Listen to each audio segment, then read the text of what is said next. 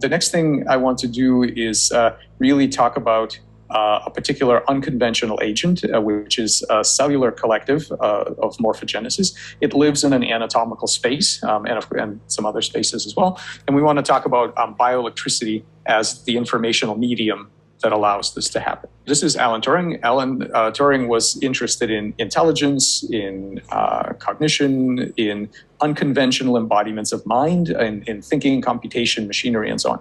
And so he was interested in problem-solving machines through reprogrammability, a kind of plasticity. But weirdly, he also wrote this. He wrote this paper on the chemical basis of morphogenesis, which talked about how chemical order can come to be in embryonic development. Now, you might think that's kind of strange. Why would somebody who is interested in cognition and intelligence outside of the standard substrates, why would he be thinking about chemical basis of development? And I think that, although I don't think he wrote anything about this, my gut feeling is that actually his genius saw the deep invariant between these two areas. The building of the body and the building of a mind are actually the same question. This is a cross-section through a human torso. So look at all the incredible order, all the tissues, organs, structures, everything is in the right place, the right shape next to each other. Where does this pattern come from? Where is this encoded? Why are all normal humans have this invariant pattern?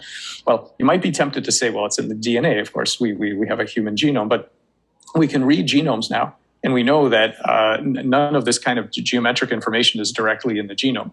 What the genome does specify is proteins, the micro-level hardware that every cell gets to have.